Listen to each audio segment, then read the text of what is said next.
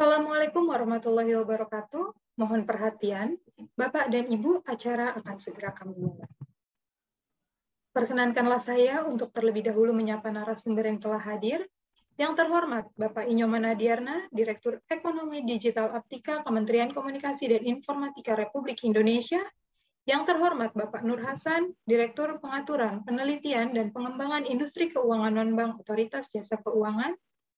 Yang terhormat, Bapak Abadi Abditisna Disastra, Partner Akset Law Firm. Yang terhormat, Bapak dan Ibu Dewan Pengurus AJI, khususnya di bidang regulasi dan kepatuhan, Bapak Rudi Kamdani, Kepala Departemen Regulasi AJI, Ibu Apriliani Siregar, Kepala Departemen Kepatuhan, Ibu Rista Katrini Manurung, Kepala Departemen Litigasi, serta Bapak dan Ibu perwakilan perusahaan anggota AJI. Selamat datang dan selamat bergabung di acara Legal and Compliance Forum kedua tahun 2021. Sebelum memulai acara, perkenankan saya juga untuk membacakan agenda kita pada hari ini. Yang pertama ialah sambutan sekaligus pembuka acara yang hari ini akan disampaikan oleh Bapak Rudi Kamdani, dilanjutkan dengan sesi foto bersama. Kemudian masuk sesi pemaparan yang pertama oleh Bapak Nur Hasan yang akan langsung disambung dengan sesi tanya jawab. Selanjutnya pemaparan dari Bapak Inyoman Ardiana yang akan dilanjutkan juga dengan sesi tanya jawab. Dan pemaparan terakhir dari Bapak Abadi Abditisna Disastra juga langsung dengan sesi tanya jawab. Bapak dan Ibu hadirin sekalian, sesi pemaparan dan tanya jawab pada hari ini akan dipimpin oleh moderator yaitu Ibu Apriliani Siregar. Selama acara berlangsung, kami akan menonaktifkan speaker dari seluruh peserta untuk menjaga ketertiban acara. Namun, kami meminta kesediaan Bapak dan Ibu untuk tetap menyalakan videonya masing-masing. Baiklah, untuk tidak memperpanjang waktu, mohon kesediaan Bapak Rudi Kamdani untuk menyampaikan sambutannya. Kepada Bapak Rudi, kami persilahkan. Oke, terima kasih, Suci. Assalamualaikum warahmatullahi wabarakatuh. Selamat pagi dan salam sejahtera untuk kita semua. Selamat bergabung kepada Bapak Nur Hasan, Direktur Pengaturan, Penelitian dan Pengembangan IKNB OJK, Bapak Inyoman Adiarna, selaku Direktur Ekonomi Digital Aptika Kominfo, dan Bapak Abadi Abditisna Disastra, salah satu partner dari Akset Law Firm. Nah, ini sebenarnya panggilannya Bapak Abi nih, ini teman lama saya nih.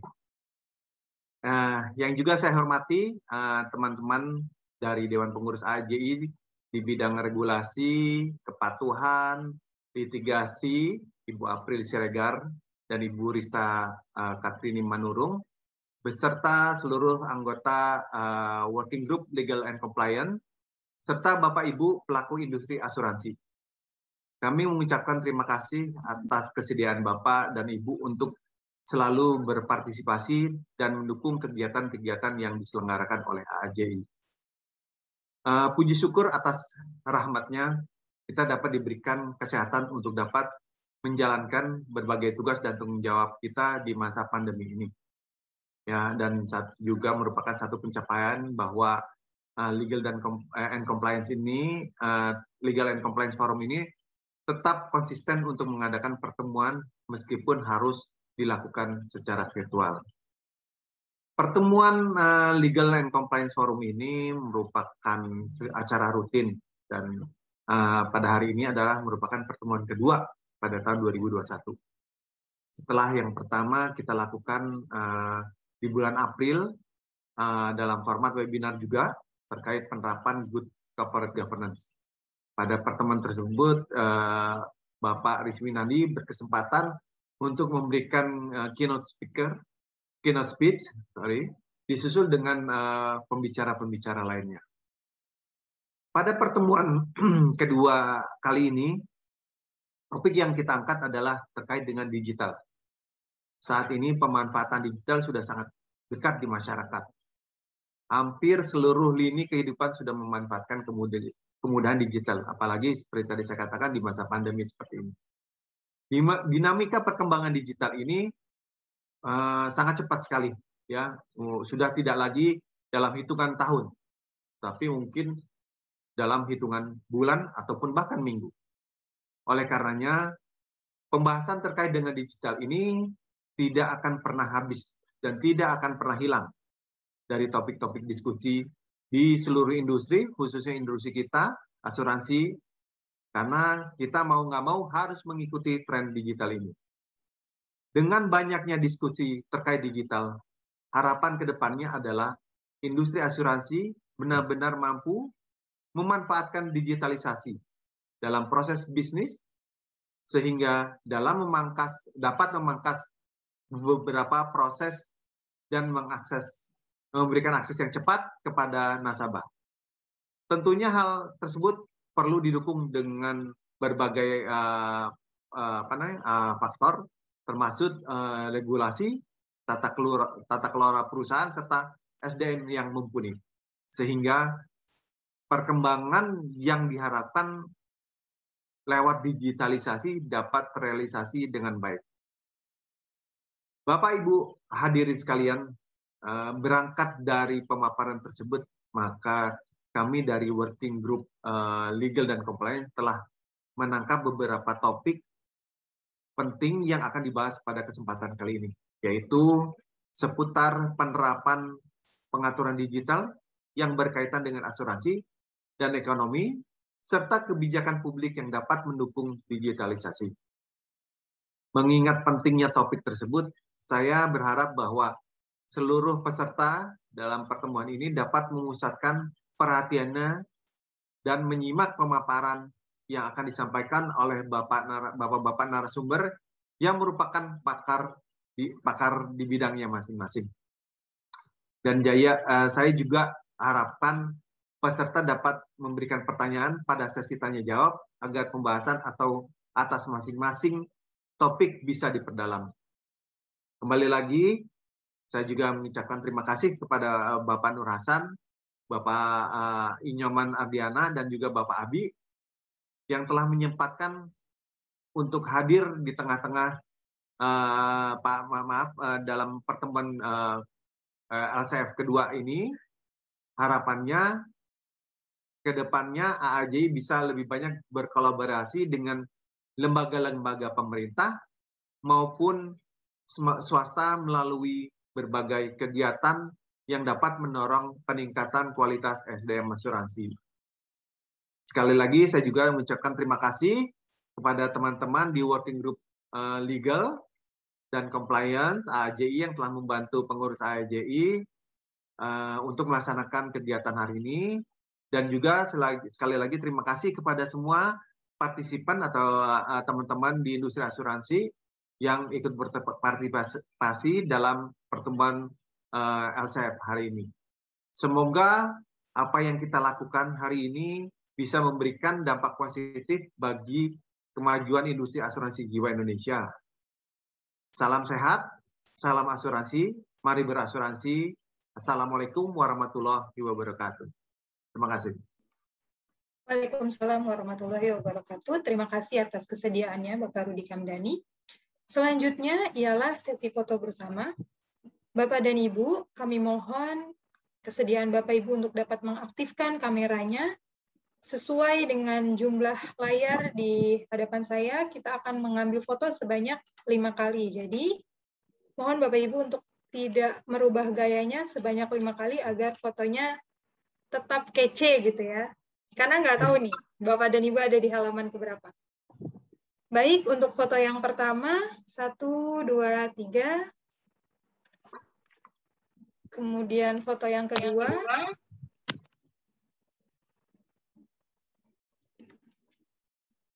Foto ketiga. Foto keempat.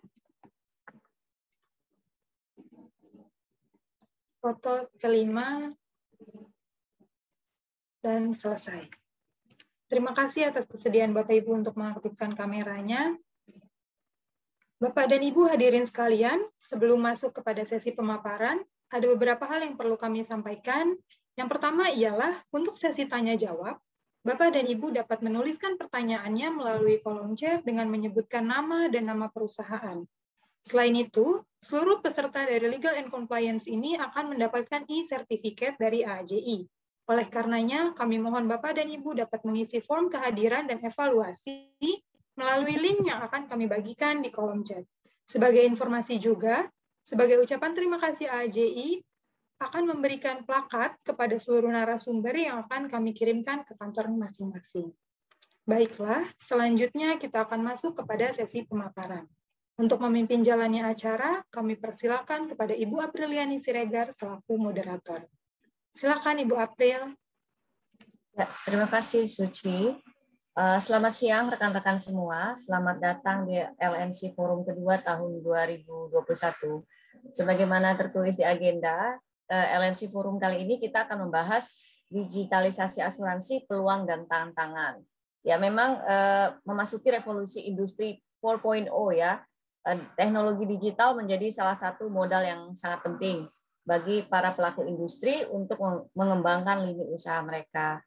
Tapi tentu saja dengan kehadiran industri revolusi industri 4.0 itu juga akan menyebabkan tantangan bagi kita semua nih, baik bagi para pelaku industri maupun juga kepada pemerintah dalam menyiapkan peraturan dan kebijakan yang bisa mendukung berkembangnya revolusi industri 4.0. Jadi hari ini untuk membahas dan mengupas lebih dalam mengenai tantangannya terutama di sektor asuransi dan peluangnya seperti apa, kami mengundang 3 pembicara yang memang pakar di bidangnya masing-masing. Yang pertama mewakili OJK, yang kedua pemerintah dan praktisi. Jadi kita bisa mulai dengan sesi pertama yang akan dibawakan oleh Pak Nur Hasan. Tapi sebelumnya maka saya membacakan terlebih dahulu resume dari Bapak Nur Hasan. Ya, jadi saat ini Bapak Nur Hasan menjabat sebagai Direktur Pengaturan, Penelitian dan Pengembangan IKNB Otoritas Jasa Keuangan. Bapak Nur Hasan mengecam pendidikan dari Sekolah Tinggi Akuntansi Negara dan menyelesaikan studi postgraduate diploma in insurance dari Institute of Insurance dan Risk Management serta meraih gelar master dari University of Adelaide pada tahun 2008. Ya, tanpa menunda-nunda lagi, saya persilakan Pak Nur Hasan untuk menyampaikan materinya, Pak. Bapak mempunyai waktu 30 menit, nanti yang diikuti dengan sesi tanya-jawab selama 10 menit. Terima kasih. Silakan Pak Nur Hasan.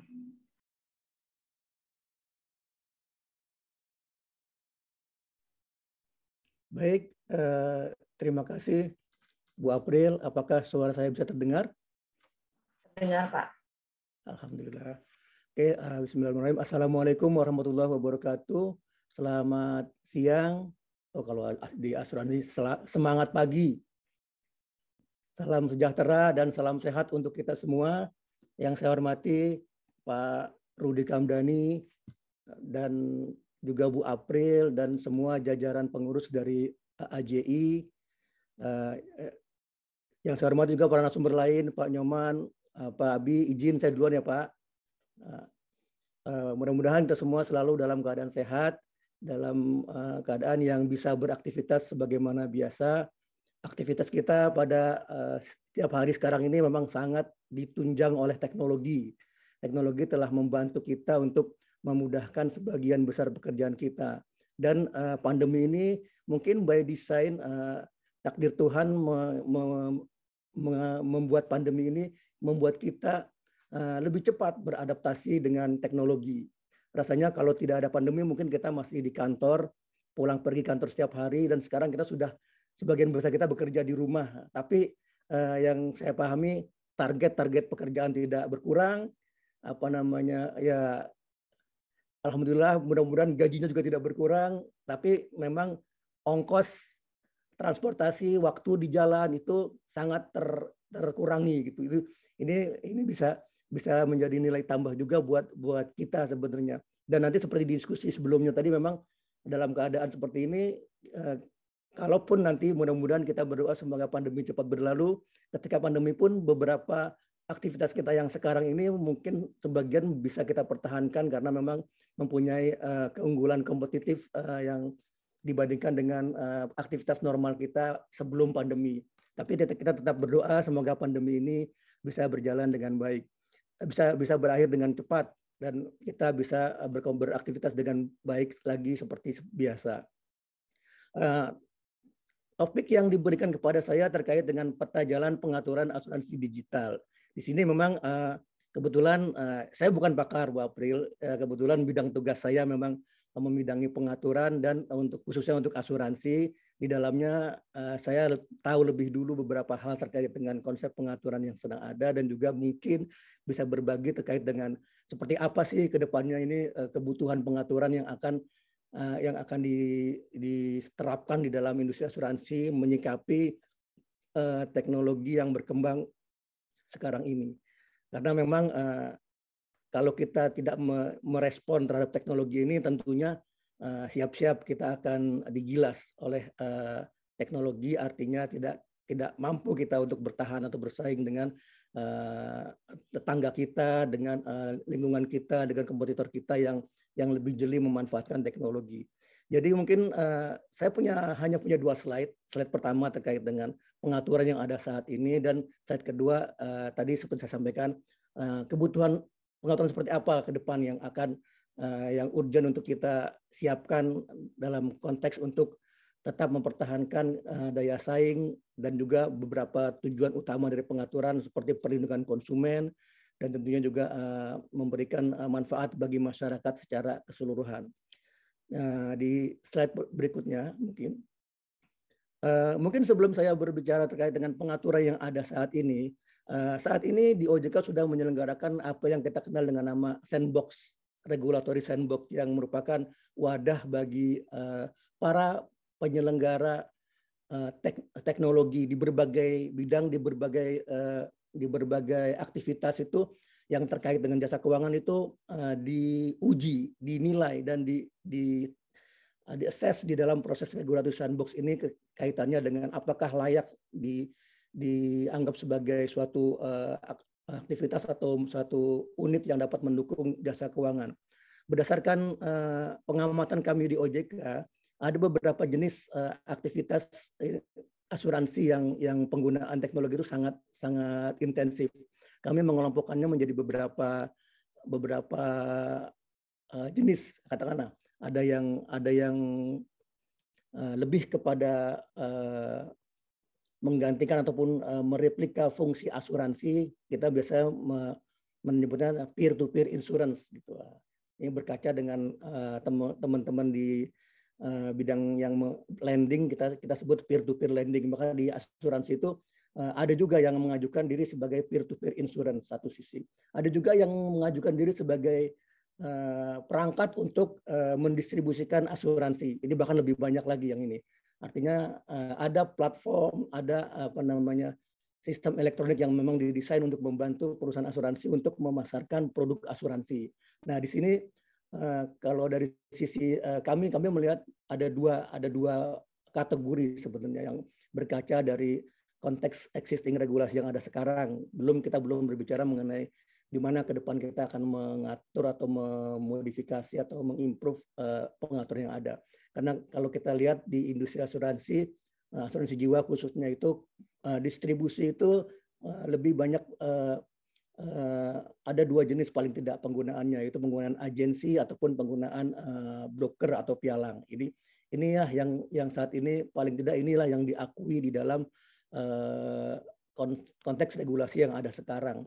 Kemudian juga selain peer-to-peer insurance dan juga model distribusi, ada juga model-model yang membantu perusahaan asuransi dalam melakukan bisnis operation lainnya. Misalnya tentunya untuk IT sendiri tentunya yang memang ini menjadi bagian dari yang heavy digunakan di asuransi. Ada yang mendukung proses klaimnya, ada juga yang mendukung proses pelayanan kepada konsumen. Itu hal seperti itu sebagai fungsi pendukung yang bisa menjadi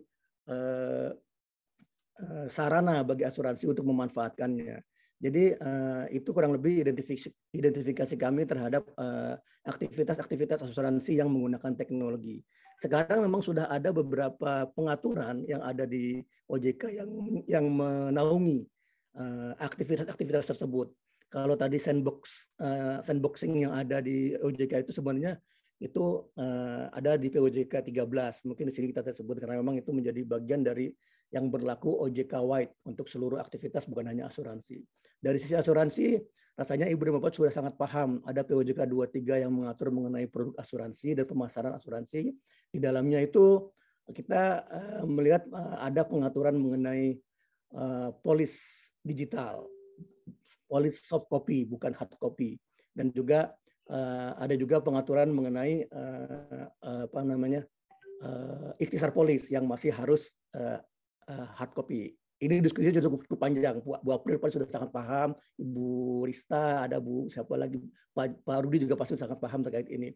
Memang saat ini paling tidak itu menjadi pendekatan yang kita ambil bahwa polis dengan persetujuan nasabah, dengan persetujuan pemegang polis bisa dalam bentuk digital. Dalam tanda saya tekankan dengan persetujuan pemegang polis, karena memang kondisi pemegang polis itu bisa sangat berbeda-beda, tingkat literasi terhadap teknologi juga sangat berbeda, dan juga pemahaman mereka juga mungkin sangat bervariasi.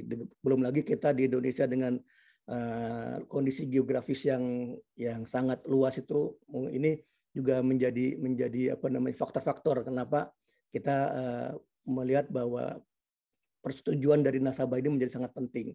Dan ikhtisar polis sekali lagi ini sampai saat ini paling tidak itu menjadi suatu hal yang wajib. Hanya sebagian kecil dari polis kita syaratkan bentuk hard copy. Walaupun kami menyadari memang kalau beralasan dengan kondisi literasi nasabah, mungkin sebagian nasabah yang literate itu juga memungkinkan untuk seluruhnya berbentuk soft copy atau digital. Ini ke depan mungkin kita sedang memikirkan seperti itu. Tadi sekali lagi dengan pertimbangan persetujuan nasabah dan juga mungkin literasi nasabah, ini bisa jadi dengan ini semua diarahkan ke digital, mungkin itu bisa menjadi opsi. Itu sudah kami pertimbangkan. Saat ini kami sedang mempelajari poin-poin apa di POJK 23 yang butuh kita improve, menyesuaikan dengan perkembangan zaman dan juga menyesuaikan dengan kebutuhan masyarakat dan juga industri asuransi. Itu di POJK 23 rasanya sudah paham semua. Yang POJK 69 sebenarnya ini pintu besarnya. POJK 69 itu penyelenggaraan usaha asuransi. Di dalamnya itu kita memberi opsi untuk penyelenggaraan kegiatan usaha secara digital. Ini memang butuh pengaturan lebih detail bahwa penyelenggaraan secara digital ini bisa dilakukan secara parsial, dalam artian bahwa kebanyakan selama ini memang masih parsial karena memang entitasnya masih asuransi, izinnya masih asuransi. Kalau aktivitasnya itu menggunakan seluruhnya digital, dia tetap terkena pengaturan mengenai legal framework, legal entity dalam bentuk asuransi dengan syarat yang sama. Ini yang saat ini masih menjadi pola yang kami terapkan. Walaupun sekali lagi mungkin kalau di bank kan kita dengar ada yang namanya digital banking, tapi ada juga disebut bank digital. Ternyata itu dua hal yang berbeda. Nah ini juga mungkin kita mulai berpikir ke arah sana bahwa ketika asuransi sebagai entitas menyelenggarakan digital itu sudah dibuka di dalam POJK 69. Itu karena di situ parsial walaupun keseluruhan, tapi sekali lagi entitasnya masih entitas asuransi dengan konsep dan perizinan yang ada dengan syarat dan ketentuan untuk perizinan asuransi secara konvensional.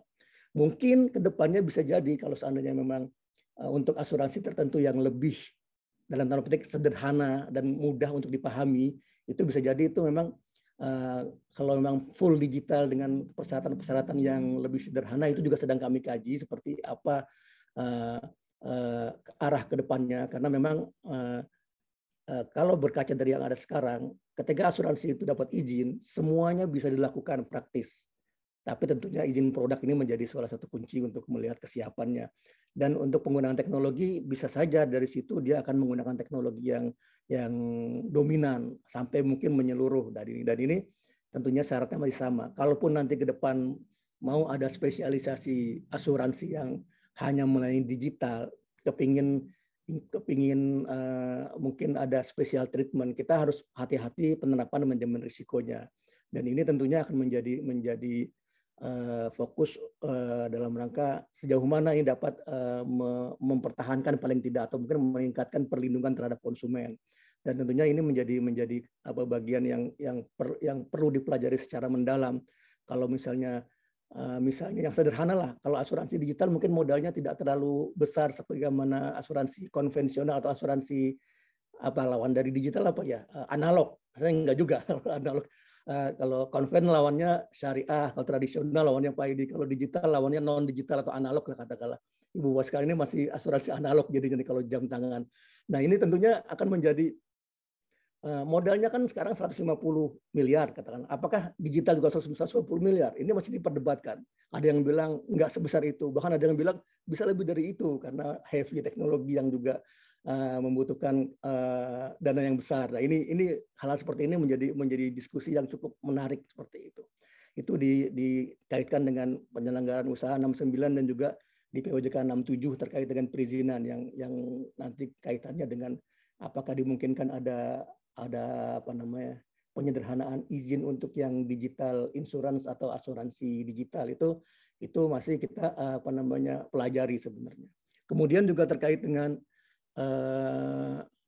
pemasaran khususnya ini sebagai bagian dari detail pengaturan POJK 23 ada juga SEOJK 19 tahun 2020 yang sudah kita punya. Ini salah satu yang kita address adalah isu mengenai penggunaan sistem elektronik dalam pemasaran, baik oleh perusahaan asuransi sendiri, oleh pihak yang di mana asuransi bekerja sama, bisa itu agen asuransi atau perusahaan yang menaungi agen, atau bisa juga bank dalam konteks bank insurance, dan juga bisa juga BUSB, badan usaha selain bank, mungkin finance company ataupun mungkin retail company dan beberapa partner BUSB dari asuransi rasanya juga banyak kita lihat bekerja sama. Ini dimungkinkan karena memang by nature di Undang-Undang 40 tahun 2014 itu disebutkan bahwa perusahaan asuransi dapat bekerja sama dengan pihak lain dalam rangka dua hal, memperoleh bisnis dan juga mengalihkan sebagian fungsi. Dan ini tentunya kalau konteks SE19 adalah dalam rangka memperoleh bisnis. Kalau misalnya tadi platform yang menyelenggarakan membantu klaim itu adalah mengalihkan sebagian fungsinya seperti itu. Tentunya juga syarat-syarat mengenai penggunaan manajemen risiko efektif ini tentunya menjadi bagian yang kita tekankan. Itulah kenapa pada awal 2021 kemarin bulan Maret itu kami mengeluarkan lagi POJK 4 tahun 2021. Ini adalah POJK yang mengatur mengenai bagaimana penerapan manajemen risiko bagi perusahaan yang menggunakan teknologi informasi. Jadi di sini kami mengatur secara general sebenarnya, artinya bukan hanya asuransi, juga ada dana pensiun, ada pembiayaan, ada perusahaan-perusahaan lain yang di KNB itu juga berlaku POJK 4 tahun 2021 yang di dalamnya mengatur mengenai penerapan manajemen risiko untuk perusahaan yang menerapkan teknologi. Tetap menggunakan 4 pilar yang ada di manajemen risiko, ada pemahaman direksi, kecukupan kebijakan dan strategi, sampai dengan monitoring. Itu rasanya teori ini sudah sangat dihafal oleh Ibu Bapak sekalian yang bergerak di bidang asuransi yang sehari-hari deal dengan risiko. Nah, ini menjadi bagian yang tidak terpisahkan, penguatan teknologi. POJK 4 ini merupakan POJK yang saat ini cukup kami anggap cukup detail terkait dengan rambu-rambu bagi perusahaan asuransi yang akan menyelenggarakan aktivitasnya dalam menggunakan teknologi. Bukan hanya pemasaran, tapi juga mungkin internal business operational, itu juga ada rambu-rambunya dengan penerapan manajemen risiko. Rasanya ini menjadi kalau teori defense, kalau teori three lines of defense ini menjadi salah satu yang menjadi barisan yang dapat menjadikan pertahanan untuk pengendalian perusahaan, rasanya seperti itu. Kemudian yang di slide berikutnya kita bicara mengenai kebutuhan. Kebutuhan seperti apa sebenarnya yang sudah kita identifikasi. Sebagian sudah saya sampaikan sedikit di sebelum ini, yaitu tadi beberapa hal kebutuhan menyikapi dari perkembangan para pelaku asuransi yang menggunakan teknologi. Tadi kan saya sampaikan karena ada yang mencoba menjalankan usaha yang mirip asuransi, dia mengumpulkan premi, dia mengumpulkan premi, dikelola, kemudian membayarkan klaim kepada para pesertanya. By nature dia perusahaan asuransi, tapi menggunakan teknologi ini masih kita sekarang, paling tidak sekarang kita perlakukan sebagai perusahaan asuransi. Nah, sebenarnya ke depan itu seperti apa pengaturan yang akan diterapkan untuk para pelaku asuransi digital ini, atau perusahaan asuransi ataupun para pihak yang bergerak di bidang asuransi yang menggunakan teknologi sebagai andalan utama dalam operasionalnya. Dari paling tidak saya melihat ada 5 sudut pengaturan dengan 3 tujuan pengaturan seperti itu. Jadi konteks apa dan siapa yang diatur itu ada di sebelah kiri, kemudian konteks apa sebenarnya tujuan pengaturannya itu ada di sebelah kanan. Ini tidak melulu yang atas untuk yang atas, yang tengah untuk yang tengah, yang bawah untuk yang bawah. Ini semua adalah sebagai suatu kesatuan saling melengkapi untuk membuat tujuan ini tercapai gitu.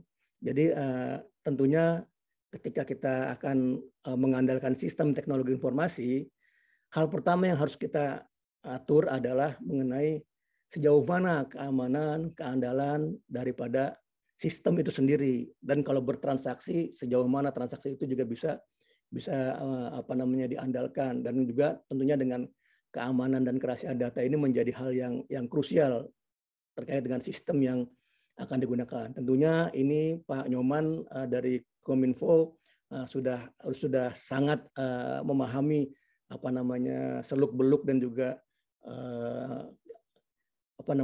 seluk-beluk dan juga kira-kira loophole-nya ataupun yang titik lemahnya di mana itu rasanya sudah sangat dipahami. Yang saya pahami memang ada kewajiban untuk ada syarat untuk lulus ISO misalnya gitu, ISO 27001 katakanlah, untuk keandalan dari sistem informasi yang digunakan, dan juga ada proses untuk melakukan verifikasi dan juga pendaftaran di Kominfo.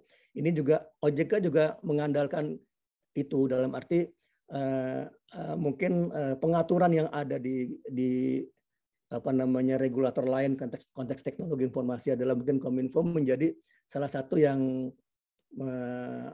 OJK rely on gitu. Artinya bahwa OJK rely pada pengaturan-pengaturan yang di Kominfo sebagai salah satu filter untuk mendukung sistem teknologi informasi yang aman dan handal penggunaannya.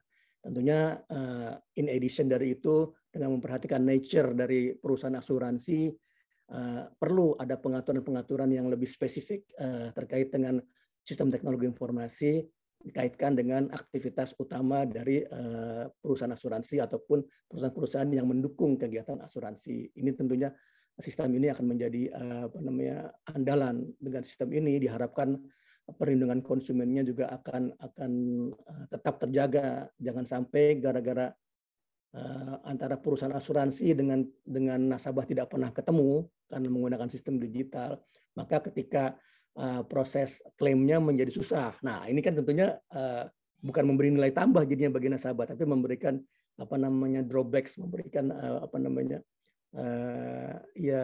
kemunduran lah bagi perlindungan konsumen. Tentunya juga kaitannya dengan teknologi ini, kalau berperkara di pengadilan, ya jangan sampailah terjadi perkara di pengadilan. Juga sistem teknologi informasi ini harus bisa memberikan kemudahan untuk trace and track, seperti kalau dalam bahasa teknologinya mungkin seperti apa, merunut ataupun menelusuri transaksi informasi yang ada dalam sistem yang karena sekarang bukan lagi hard copy, itu tentunya akan berbeda. Dan ini berkaca dari pengalaman teman-teman di OJK dalam berinteraksi dengan APH, aparat penegak hukum, ini menjadi hal yang to some extent kadang itu menyulitkan juga untuk memberikan pemahaman para APH terkait dengan teknologi ini dalam kaitannya dengan penyelesaian sengketa hukum. Dan tentunya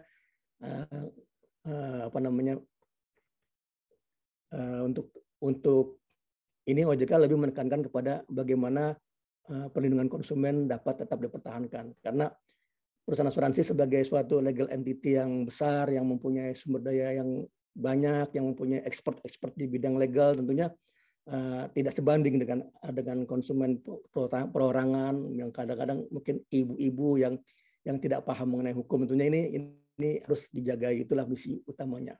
Tentunya selain sistem teknologi juga produk dan layanannya ini menjadi penting untuk kita atur.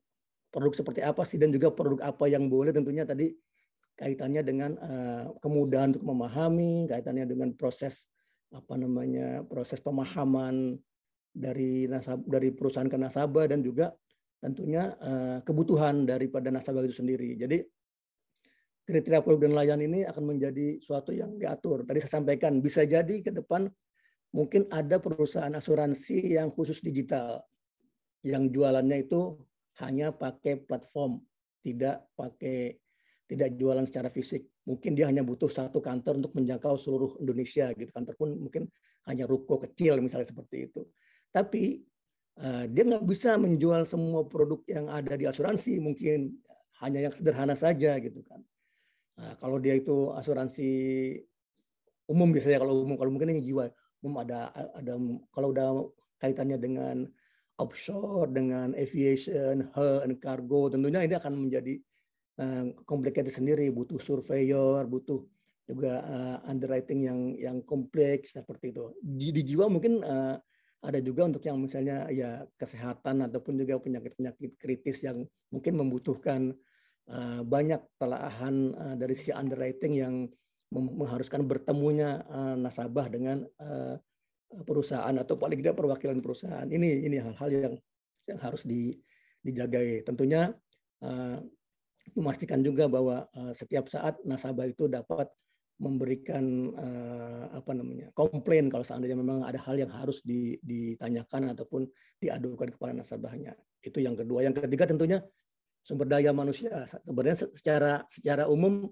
saat ini pun asuransi termasuk salah satu industri yang pengaturan SDM-nya cukup heavy lah dibandingkan dengan perusahaan ataupun jenis usaha yang lain. Karena memang ya biar bagaimanapun ketika saya selalu bilang, ketika beli panci, dapat panci, uang diterima, panci diterima, udah putus hubungan gitu.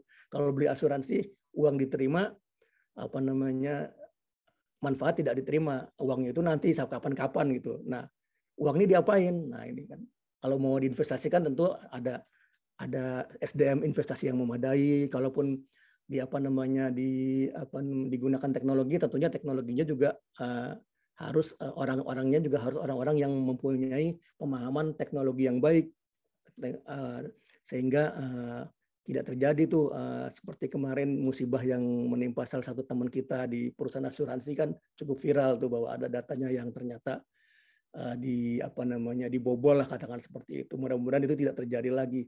Walaupun memang ini sangat kasuistis, dan tapi ini menjadi hal yang krusial, kompetensi dan ekspertis dari SDM yang ada itu tentunya sangat menunjang untuk itu, dan ini menjadi penting. Tapi di sisi lain memang ketergantungan SDM ini juga harus dibuat sedemikian rupa sehingga tidak tergantung pada satu orang. Artinya ini rasanya ini prinsip yang sudah sangat umum di dalam dunia teknologi. Kemudian juga kerjasama dengan pihak lain. Tentunya ini kalau lebih kepada perusahaan-perusahaan asuransi analog, kalau saya bilang tadi non digital, karena non digital yang ingin menggunakan digital, tentunya ketika bekerja sama dengan perusahaan ataupun pihak lain yang menggunakan teknologinya ini perlu dipastikan seperti apa model kerjasamanya, apa tanggung jawab masing-masing pihak, haknya apa, sehingga tadi kembali kerjasama ini justru akan menumbuhkan value added bagi perusahaan asuransi. Tentunya value added ini akan meningkatkan daya saing secara umum, dan kemudian secara kolektif itu akan memperbaiki atau meningkatkan pertumbuhan di dalam industri seperti itu. Dan kemudian juga tentunya kerjasama ini akan mampu memperluas jangkauan perusahaan asuransi terhadap nasabah-nasabah yang mungkin selama ini tanpa digital, tanpa teknologi tidak dapat dijangkau. Maka dengan teknologi bisa menjangkau daerah-daerah remote, daerah-daerah yang mungkin secara geografis itu sulit dijangkau. Tentunya ini akan mampu meningkatkan inklusi keuangan dalam pada akhirnya tingkat penetrasi, tingkat density asuransi yang selama ini tidak bergerak masih terus di bawah 5% ini masih bisa meningkat gitu. Tentunya ini akan sangat bagus untuk pertumbuhan industri dan juga untuk memenuhi kebutuhan masyarakat. Dan terakhir tentunya terkait dengan evaluasi dan laporan ini, bukan hanya evaluasi dan laporan oleh OJK kepada penyelenggara asuransi digital, tapi secara internal juga perusahaan asuransi harus mempunyai mekanisme evaluasi dan laporan terhadap penggunaan teknologinya mereka gitu. Artinya dalam banyak hal saya yakin teknologi itu akan memudahkan mekanisme internal untuk pelaporan bahkan untuk yang sekarang pun ketika asuransi diselenggarakan secara non digital itu kebutuhan sistem informasi laporan rasanya itu menjadi suatu yang urgent untuk melihat kinerja, melihat mengevaluasi kebocoran yang mungkin terjadi. Tentunya evaluasi ini menjadi penting. Nah, di internal perusahaan ini bagian dari penerapan manajemen risiko tentunya tadi disampaikan bahwa ketika 4 pilar manajemen risiko mulai dari pemahaman direksi dan komisaris, kecukupan kebijakan dan prosedur, dan juga ada monitoring di bagian akhir, tentunya ini menjadi suatu yang sangat penting untuk diterapkan di bukan hanya asuransi sebenarnya, secara umum semua pihak yang menyelenggarakan teknologi ini akan dibutuhkan untuk itu. Dan ini pengaturan mengenai laporan dan evaluasi ini akan menjadi bagian dari pengaturan yang cukup krusial karena OJK juga membutuhkan informasi yang sama reliable-nya, baik itu digital maupun non digital. Dan tadi itu kebutuhan untuk traceable, untuk trackable, untuk dapat ditelusuri, dapat dilihat sampai ke belakang itu menjadi penting. Seperti itu. Rasanya itu dari saya. Slide berikutnya sudah habis mungkin. Iya. Demikian mungkin dengan segala kelemahan, kalau mohon maaf kalau tidak ada sesuatu yang baru yang saya sampaikan, tapi pada dasarnya ini menjadi bagian dari hal yang kita pikirkan untuk kedepannya dalam rangka mengantisipasi perubahan aktivitas asuransi yang lebih mengarah ke penggunaan teknologi. Demikian Bu April, terima kasih. Terima kasih Pak Nur Hasan, pas sekali Pak waktu ya, 30 menit. Pemaparan Bapak sangat menarik. Jadi Bapak memaparkan mengenai kerangka ketentuan asuransi digital, kebutuhan pengaturan asuransi digital, di mana dalam rangka mendukung digitalisasi, OJK itu sudah mengeluarkan peraturan sandboxing, peraturan lainnya seperti P2P insurance, peraturan yang membantu operasional kegiatan asuransi yang menggunakan teknologi digital. Dan tadi saya mencatat ya Pak, tadi Bapak bilang kan, kedepannya dimungkinkan kan nasabah menggunakan teknologi digital end-to-end, di mana OJK ini lagi mempelajarinya nih, ke arah sana, ke arah full digital. Ini untuk mendukung inklusi keuangan. Baik Pak, terima kasih atas pemaparannya. Kalau begitu saya buka sesi tanya jawabnya. Saya cek dulu di chat. Mungkin sambil ditampilkan pertanyaannya. Oh ya, sudah ditampilkan. Mungkin saya bisa bacakan dulu yang pertanyaan pertama ya Pak. Ini dari Asuransi Jiwasraya dari Bapak Aditya. Dikatakan di pasal 54 POJK 23 menyebutkan bahwa ikhtisar polis tetap wajib disampaikan dalam bentuk hard copy. Apakah dalam hal ini dapat ditafsirkan bahwa diberikan melalui sistem digital dan nasabah dapat melakukan download sendiri? Boleh dibantu jawab dulu Pak? Ya, ini di awal saya sampaikan bahwa diskusi yang cukup panjang mengenai hal ini sudah terjadi. Memang mungkin saya harus bercerita lagi latar belakang kenapa kami masih mensyaratkan hard copy untuk ikhtisar polis yang hanya sebagian kecil dari bagian polis seperti itu. Karena memang tadi itu tidak semua masyarakat kita literate terhadap teknologi dan juga tidak semua. Saya contohkan gini yang sederhana tapi mudah-mudahan tidak terjadi di kita. Ketika kita ke bandara ditawari polis asuransi, kita beli, terus kita berangkat naik pesawat, ya bukan jangan kita lah, ada orang lain gitu. Tiba-tiba takdir mengatakan pesawat itu tidak bisa sampai ke tujuan. Dan bagaimana mengkonfirmasi dia itu sudah beli asuransi gitu. Nah kan kewajiban seperti ini rasanya salah satu mitigasi yang kami harapkan tadi lagi pendekatan ini lebih ke untuk perlindungan konsumen. Jadi ada notifikasi, ada awareness dari apa namanya, dari ahli waris pemegang polis bahwa oh ternyata bapak saya, ibu saya, saudara saya ketika mau berangkat itu sempat beli polis, saya dapat kiriman gitu, seperti itu. Dan ini tadi itu karena tidak semua masyarakat kita literate teknologi, sangat mungkin ini menjadi hal yang miss. Dan itu saya nggak tahu apakah perusahaan asuransi ketika ada nasabahnya yang apa namanya, yang kalau contoh tadi misalnya eligible untuk klaim tapi nggak datang klaim, apakah didatangi perusahaan mendatangi nasabahnya, Bu, ini ada polis yang harus dibayar klaimnya gitu. Apakah seperti itu? Kalau itu akan sangat bagus seperti itu. Proaktif kepada nasabah seperti itu. Dan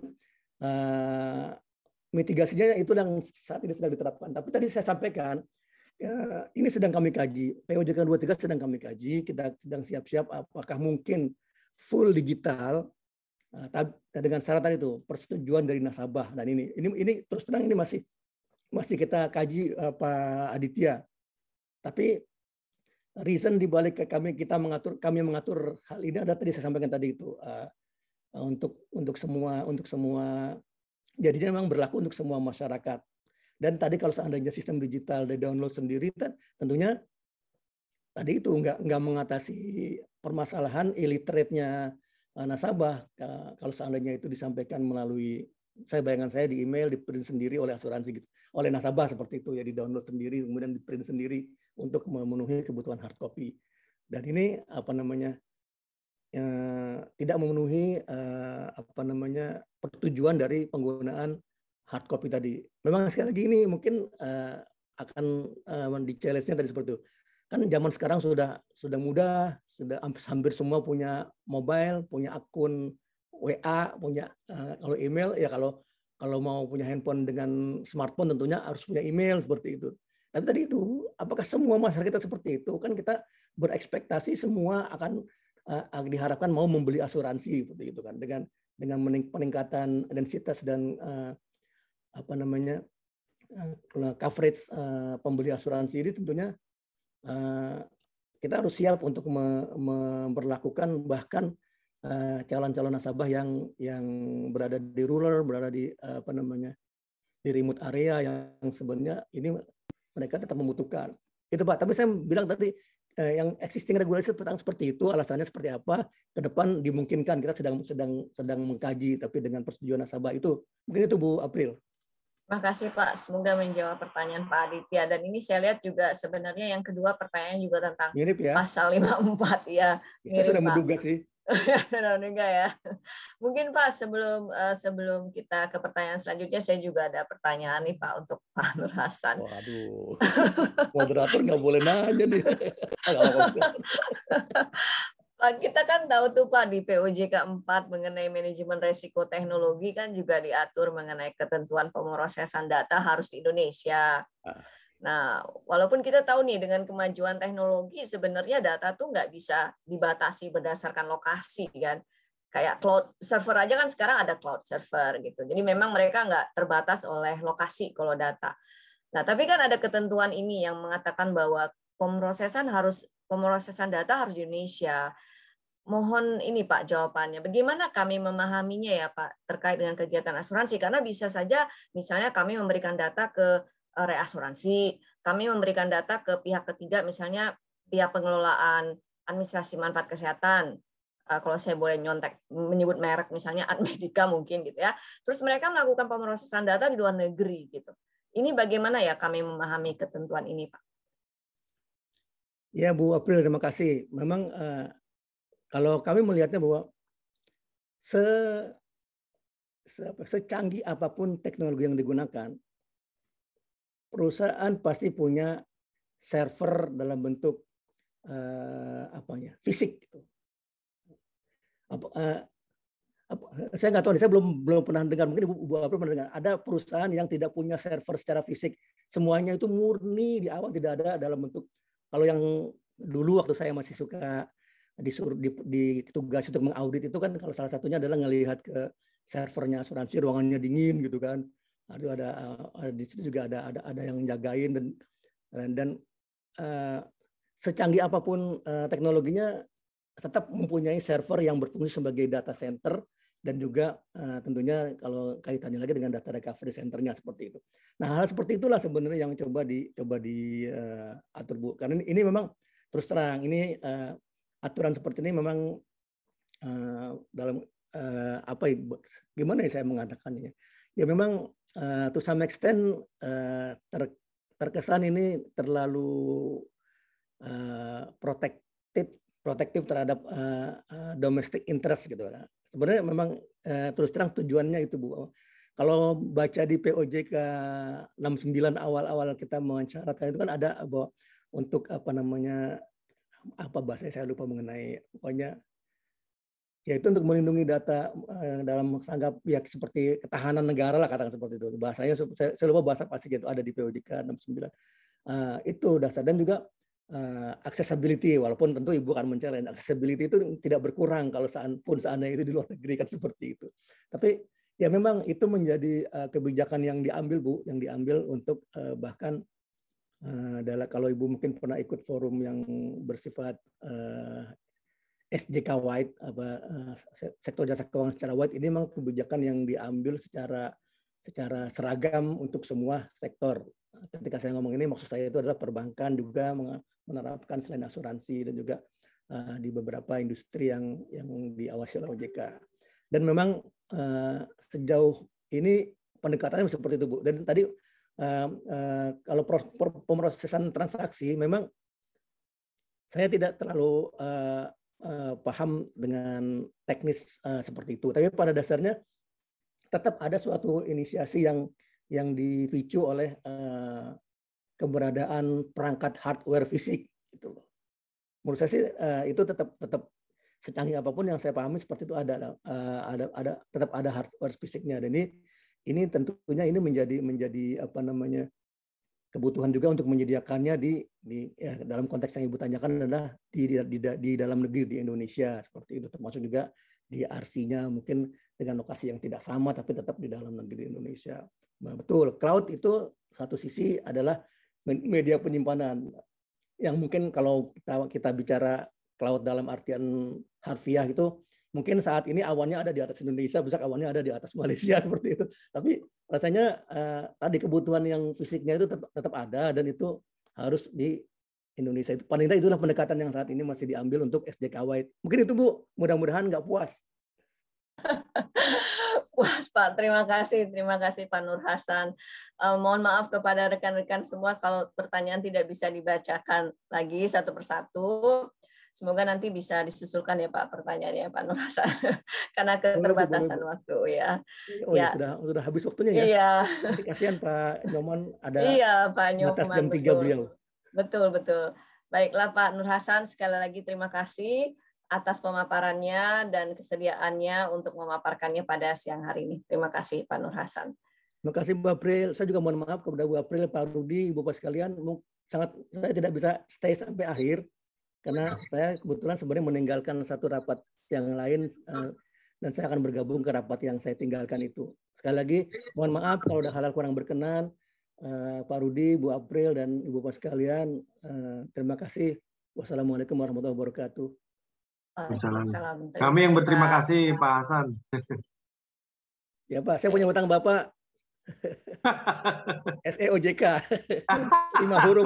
5 huruf ya Pak. Baik, terima kasih sekali lagi Pak Nur Hasan. Baik, teman-teman. Sekarang kita ke pembicara terakhir yang tidak kalah menariknya tentunya. Pembicara kita yang ketiga adalah seorang lawyer. Beliau adalah salah satu founding partners dari Exit Law. Ya, jadi Pak Abi ini aktif mengajar sebagai dosen dan juga merupakan pengurus himpunan konsultan hukum pasar modal dan anggota majelis etika dari Asosiasi Fintech Pendanaan Bersama. Pak Abi juga diakui sebagai pengacara korporat terkemuka di Indonesia, antara lain oleh Chambers Asia, Asia Law, Legal 500, Asia Business Law Journal, dan The A-List Indonesia Top 100 Lawyers. Baiklah, tanpa menunda lagi, saya persilakan Pak Abi untuk memaparkan materinya. Silakan Pak Abi. Assalamualaikum warahmatullahi wabarakatuh. Terima kasih Ibu Apriliani. Mungkin izinkan saya untuk men-share screen ya.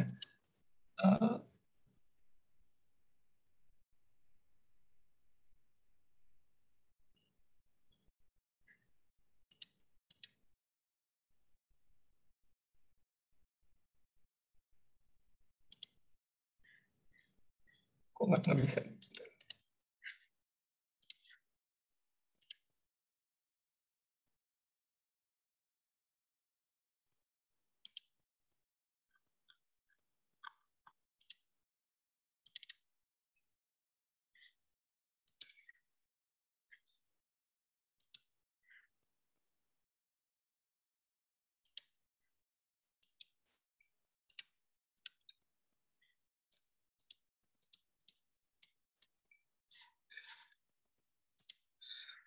Sebentar. Ada kendala teknis kayaknya gitu. Biasanya dibantu, kalau di kantor dibantu sama tim IT ya, kalau di sini di rumah ya Pak nih ya. Cuma ya.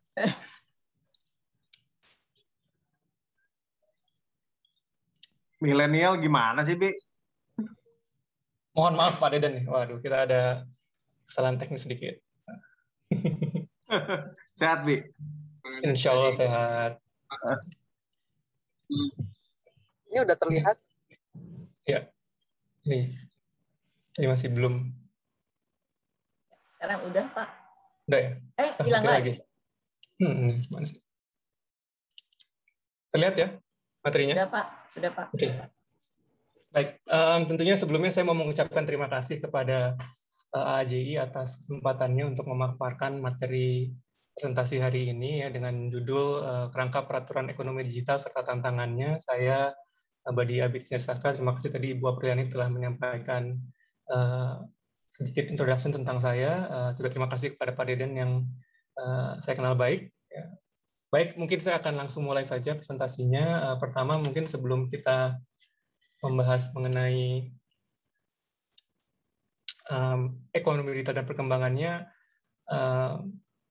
belum lama ini the World Bank has issued publications ya, yang isinya kurang lebih meng-highlight potensi ekonomi digital di Indonesia. Dan saya rasa ini bukan hal yang baru lagi. For the past few years kita juga sudah mendengar Pak Presiden Jokowi in certain occasions menyampaikan bahwa Indonesia is more than ready to unleash its digital economy potential. Tentunya itu banyak indikator yang mensupport mengapa digital ekonomi akan sangat berkembang di Indonesia. Yang pertama pasti we have more than 270 million populations. Kita juga the largest economy in Southeast Asia, fourth largest in the world. Dan kita diprediksi by 2030 kita akan menjadi salah satu negara di top 10 dengan memiliki kekuatan ekonomi dunia. Dan itu semua didukung dengan beberapa highlight numbers kayak semakin tingginya jumlah pengguna smartphone di Indonesia, kemudian juga makin berkembangnya internet connectivity di Indonesia, dan yang paling utama itu adalah at the moment we are enjoying what's so-called demography bonus ya, di mana market dan juga penggerak dari digital ekonomi terbesar itu adalah populasi di usia produktif. Tentunya kita juga tahu bahwa pandemi COVID-19 yang saat ini sedang masih berlangsung itu juga menjadi katalis yang mendorong adanya transformasi digital lintas sektor ya. Dan tentunya pemerintah sendiri juga menyadari potensi digital ekonomi ini dan mengeluarkan beberapa paket kebijakan, policy untuk mengadopsi perkembangan inovasi teknologi digital. Ada beragam policy dan peraturan-peraturan yang diciptakan melibatkan multiple sectors dan juga dilakukan oleh multiple institutions ya, dengan tujuan untuk menjaga dan yang utamanya menstimulasi perkembangan digital ekonomi. Tentunya sektor keuangan merupakan salah satu sektor penting yang tidak bisa dipisahkan dari perkembangan ekonomi digital di Indonesia. Kita juga melihat tadi dari presentasi Pak Nur Hasan juga bahwa OJK itu bukan hanya dalam sektor asuransi saja, tapi in different sectors dari perbankan, multi-finance, venture capital dan lain-lain itu menekankan pentingnya ada transformasi digital. Dan juga OJK selama ini merupakan salah satu otoritas yang membuka dan memberikan kesempatan kepada inovasi-inovasi baru di bidang jasa keuangan dengan tujuan untuk meningkatkan inklusi keuangan. Ya, tentunya kita juga tahu bahwa saat ini di Indonesia jumlah unbanked dan underbanked masih sangat tinggi, dan dalam konteks asuransi juga. kita melihat bahwa insurance literacy-nya masih relatif rendah dan juga jumlah pemilik polis juga masih relatif sangat rendah ya. Sehingga kita harus sama-sama memikirkan bahwa teknologi dan perkembangannya itu penting. Tapi at the same time juga pertanyaannya apakah perlu ada pengaturan yang sedemikian rigid ya untuk bisa membuat agar industri ini bisa terus berkembang. Kenapa? Karena legal certainty itu adalah menjadi salah satu concern utama, dan itu sebenarnya bukan hanya terjadi di Indonesia, tapi di banyak negara lain, mengingat proses dan teknologi penunjang itu selalu berevolusi dari waktu ke waktu. Jadi challenge buat regulator itu adalah untuk bisa menciptakan suatu rambu-rambu yang kondusif, ya, yang satu sisi itu memberikan kepastian hukum, menciptakan same level of playing fields, tapi juga di sisi lain memberikan ruang untuk bisnis dengan elemen teknologi dan inovasi untuk terus dapat berkembang. Kalau kita bicara hal yang ideal, tentu idealnya ada suatu agile approach ya, dan proper coordination dalam proses pembentukan pengaturan untuk dapat mencapai adanya harmonisasi peraturan berkaitan dengan ekonomi digital. Nah, ini kalau kita berbicara mengenai harmonisasi, ya kita lihat sendiri tentunya tidak mudah untuk pemerintah menciptakan pengaturan perundang-undangan yang mendekati sempurna. Ya, kita juga melihat bahwa dengan kondisi terdapat multiple government institutions di Indonesia, bagaimana kita bisa lihat di matriks ini, yang dapat mengeluarkan peraturan-peraturan terpisah dan seringkali ada area-area yang menimbulkan tumpang tindih kewenangan, ada multitafsir, tentunya sulit gitu ya, untuk mencapai suatu kepastian hukum. Sementara pada kenyataannya pembahasan suatu peraturan yang lintas institusi itu biasanya akan memakan waktu yang sangat lama, karena bisa saja terdapat pengertian maupun interest dari institusi itu yang berbeda. Jadi berdasarkan pengalaman, selalu akan ada pros and cons ya untuk setiap produk hukum yang dikeluarkan oleh institusi pemerintah. Dan tentunya sekali lagi menjadi tantangan untuk pemerintah untuk bisa menghasilkan kebijakan-kebijakan yang komprehensif dan koheren ya, supaya bisa menstimulasi perkembangan ekonomi digital ini di Indonesia. Nah, mungkin saya juga akan menyampaikan secara singkat aja beberapa peraturan terkait ya yang berkaitan dengan kegiatan ekonomi digital sebelum kita menyentuh peraturan-peraturan yang spesifik berkaitan dengan industri asuransi ya. Mungkin sebagai payung hukum transaksi elektronik dan juga pemanfaatan teknologi informasi itu adalah Undang-Undang 11 tahun 2008 tentang ITE yang dirubah tahun 2016 ya. Dan undang-undang ini mengatur berbagai hal berkaitan dengan sistem elektronik ya, dan juga recently peraturan turunannya PP 71 itu mengatur lebih lanjut mengenai perlindungan data pribadi, penyelenggaraan sistem elektronik, ada juga mengklarifikasi tentang penyelenggaraan sistem elektronik privat dan publik yang sebelumnya di PP 82 itu adalah menjadi suatu dilema apakah ketentuan data localization itu juga berlaku untuk perusahaan private gitu ya. Nah, PP 71 ini sudah dikeluarkan di tahun 2019 dan sudah berlaku, dan salah satu hal yang cukup breakthrough itu adalah berkaitan dengan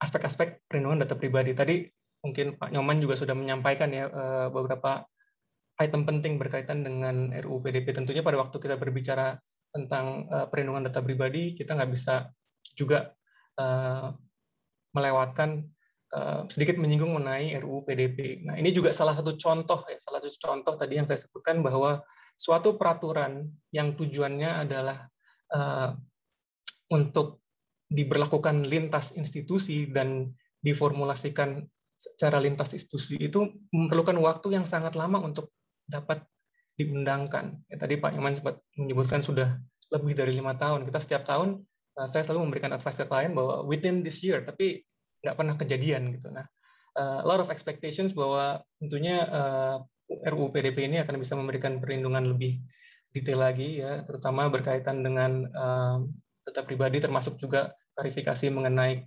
definisi controller dan juga prosesor gitu. Dan yang pasti yang selama ini menjadi pertanyaan itu adalah alternatif dasar hukum dari persetujuan atau konsen. Nah, kemudian kalau kita berbicara dalam konteks ekonomi digital, kita juga tidak bisa luput untuk membahas Undang-Undang 7 tahun 2014 tentang perdagangan ya. Undang-Undang 7 ini juga menarik untuk dibahas karena memang secara esensi mengatur kegiatan perdagangan baik barang dan jasa offline maupun online. Nah, kalau kita melihat dari prinsip pengaturan undang-undang perdagangan ini, ya, di undang-undang perdagangan ini juga menyebutkan bahwa perdagangan jasa keuangan itu adalah salah satu yang merupakan bagian pengaturan dari undang-undang perdagangan. Sehingga sering terjadi pertanyaan apakah peraturan-peraturan ini juga berlaku terhadap perusahaan jasa keuangan, mengingat ada peraturan spesialis yang dikeluarkan oleh OJK. Ya, kemudian ada turunnya lagi dari undang-undang perdagangan ini adalah PP 80. PP 80 kenapa saya mau highlight? Ini juga salah satu contoh ya, produk hukum yang dikeluarkan oleh satu institusi tanpa melakukan koordinasi dengan institusi-institusi lainnya. Satu hal yang saya catat dari PP 80 ini itu adalah adanya ketentuan-ketentuan mengenai transfer data ya, yang 180 derajat conflicting dengan apa yang ditentukan dalam peraturan yang dikeluarkan oleh Kemeninfo. Termasuk juga ada ketentuan tadi untuk penyampaian cross-border data yang harus disampaikan kepada negara-negara lain yang memiliki tingkat perlindungan yang sama sebagaimana dinyatakan oleh Menteri Perdagangan. Ya. Padahal ini sebenarnya adalah ranah dari Menteri Kominfo. Nah, sama juga dengan ketentuan applicability terhadap peraturan ini di bidang jasa keuangan. Tentunya ada room juga untuk OJK bisa mengimpos dan memberikan ketentuan-ketentuan berkaitan dengan penyelenggaraan jasa asuransi yang bersinggungan dengan apa yang diatur dalam Undang-Undang Perdagangan. Kemudian dari sisi Bank Indonesia ini juga salah satu institusi yang pionir dalam mengeluarkan peraturan mengenai transaksi elektronik dan ekonomi digital. Karena dari tahun 2009 itu sudah ada pengaturan berkaitan dengan e-money yang kemudian berevolusi di tahun 2016 dan di tahun 2018. Nah, sebelumnya banyak sekali masukan-masukan betapa sophisticated dan kompleks proses perizinan untuk melakukan kegiatan payment system platforms di Bank Indonesia. Dan very recently, end of 2020, Bank Indonesia merevamp the whole payment system platforms licensing procedures ya, dengan mengeluarkan 3 peraturan baru mengenai sistem pembayaran yang mungkin dari sisi optimismenya kita memandang bahwa ini artinya regulator mendengarkan masukan dari pelaku industri ya, bahwa processing yang terlalu rigid itu juga menyulitkan. Ya. Tapi di sisi lain juga kita masih menunggu ya, walaupun spiritnya adalah untuk mempermudah dengan streamlining proses perizinan, di mana kalau dulu untuk perusahaan-perusahaan penyelenggara jasa pembayaran itu apabila mereka melakukan multiple type of businesses, mereka masing-masing harus mendapatkan license. Sekarang ada integrations of licenses, di mana artinya untuk level-level tertentu hanya diperlukan 1 license saja dan bisa untuk melakukan beberapa kegiatan payment system platforms yang dilakukan oleh si penyelenggara. Jadi ini sesuatu pembaharuan yang cukup positif. Walaupun at the same time juga pasti masih ada notes-notes berkaitan dengan peraturan baru tersebut, di mana peraturan itu juga ternyata mengatur mengenai batasan kepemilikan asing yang berbeda treatment-nya dengan apa yang biasa diatur oleh BKPM misalnya, dan juga berkaitan dengan kemampuan pengendalian.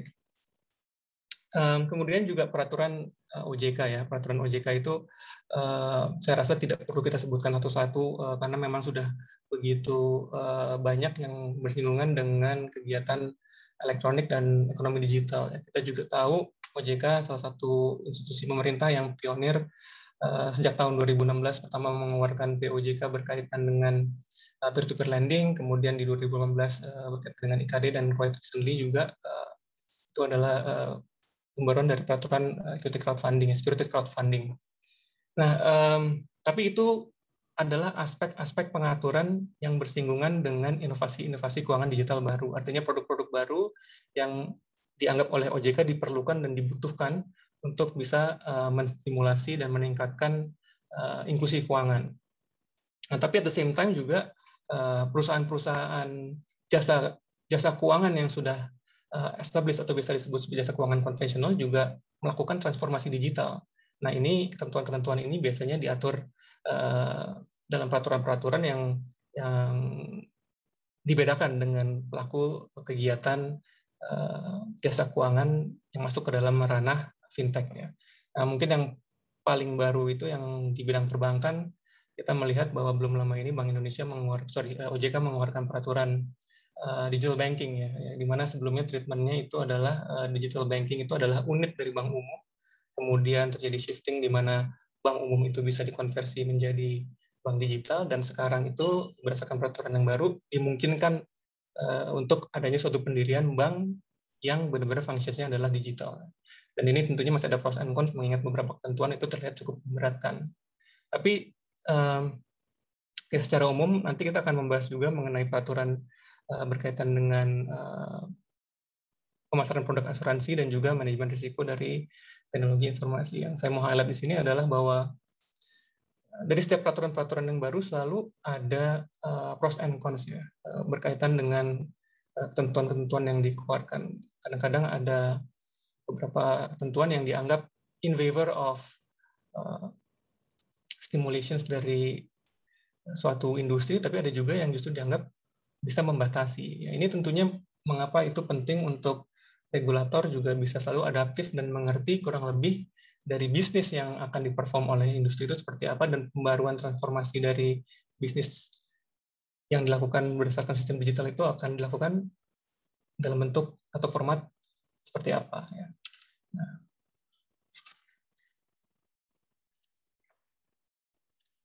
Nah, jadi khusus untuk digitalisasi di bisnis perasuransian, ya kita mungkin the past few years, at least 2 or 3 years, kita cukup sering mendengar buzzword ya InsurTech ya.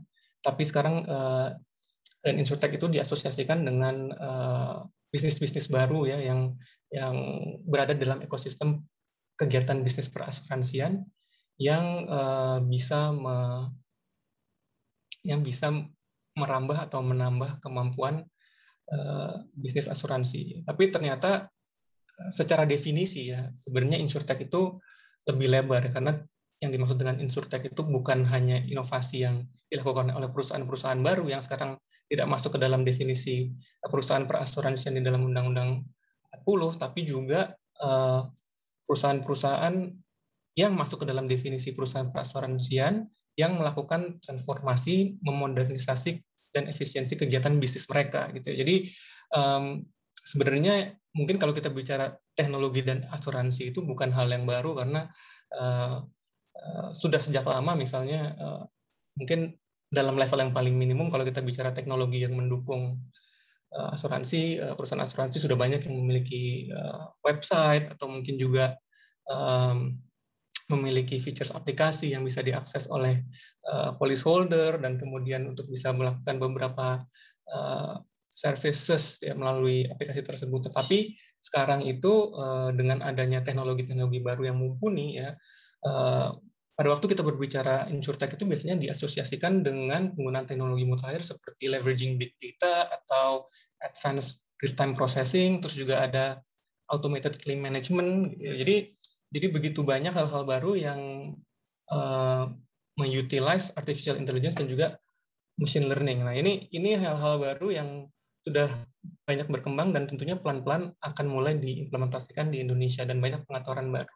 Sekali lagi, transformasi ini terjadi bukan hanya terhadap perusahaan-perusahaan baru yang baru didirikan, startup dan yang lainnya yang akan menjadi pendukung dari kegiatan bisnis asuransi, tapi juga perusahaan-perusahaan asuransi yang sudah ada. Nah, pertanyaan berikutnya adalah apakah adopsi dari teknologi baru ini dibutuhkan?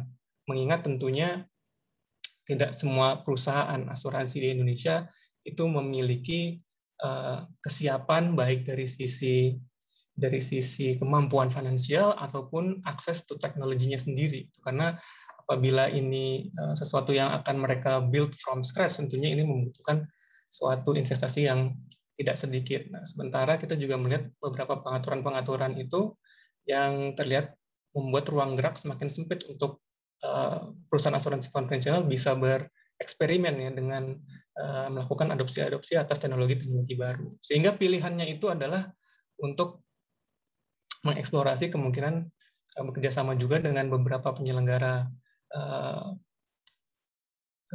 kegiatan bisnis yang mendukung perusahaan asuransi berbasis teknologi. Sekarang kita lihat mungkin kalau di ranah IKD itu ada beberapa klaster yang berkaitan dengan bisnis asuransi seperti insurance hub, ada insurance broker marketplace, ada agregator, dan tentunya klaster-klaster ini tidak menutup kemungkinan akan bertambah di kemudian hari karena kita melihat bisnis model dari insurtech companies yang ada di US atau di Europe atau bahkan di China itu inovasinya udah sedemikian luar biasa, dan sooner dan later juga mungkin akan hadir bisnis serupa di Indonesia. Kemudian berkaitan dengan pengaturan, tentunya ini pada waktu kita bicara pengaturan digital di sektor perindustrian, kita berbicara specifically mengenai peraturan yang berlaku kepada perusahaan asuransi konvensional bersinggungan dengan transformasi digital atau perubahan business operations yang menggunakan channel digital. Ya. Kita lihat ada, mungkin tadi juga Pak Nur Hasan sudah membahas mengenai POJK 4 2021 yang merupakan turunan dari POJK 25, ya. Kemudian juga ada SEOJK 19 2020. Nah, standar manajemen risiko yang diatur di POJK 4 2021 sendiri yang berlaku untuk institusi keuangan non-bank itu sebenarnya adalah bukan hal baru, ya, karena sebelumnya peraturan-peraturan mengenai standar manajemen risiko memang scattered around di beberapa peraturan, dan baru di POJK 4 2021 ini disatukan dan diselaraskan. Memang terlihat cukup heavy, ya, karena kalau kita lihat dari pengaturannya sendiri, apa yang diatur di POJK 4 2021 itu tidak banyak berbeda dengan apa yang diatur dalam POJK 38 yang berlaku untuk bank umum, ya. Jadi terlihat bahwa ada intention dari OJK gitu untuk melakukan standarisasi standar manajemen risiko yang mengatur kegiatan jasa keuangan secara menyeluruh, ya. Dan ini tentunya hal yang baru, mengingat walaupun secara konsep, ya, jasa keuangan baik perbankan, asuransi, multi finance dan lain-lainnya itu adalah highly regulated industry, tapi biasanya memang secara peraturan kita melihat perbankan itu biasanya lebih stringent pengaturannya, ya, dan lebih banyak compliance requirements yang diperlukan. Nah, berkaitan dengan SEOJK 19 2020 sendiri, ini juga sesuatu yang mungkin saya menerima banyak masukan, cukup membatasi, ya, kemampuan dari perusahaan asuransi untuk bisa mengeksplorasi dan fleksibilitas untuk mendevelop channel-channel baru dan juga mungkin program-program baru berkaitan dengan pemasaran dan memaksimalisasi channel digitalnya mereka, ya. Karena ada peraturan di sini juga membahas mengenai beberapa new requirements, termasuk juga berkaitan dengan kerjasama dengan BUSB, ya, yang sama ini mungkin sifatnya lebih fleksibel. Sekarang dengan adanya ketentuan-ketentuan di mana perusahaan asuransi itu harus memastikan bahwa BUSB-nya itu qualified dan juga memenuhi certain threshold requirements, ini juga bukan hal yang mudah. Dan juga di SI ini mengatur mengenai pembatasan komisi, ya.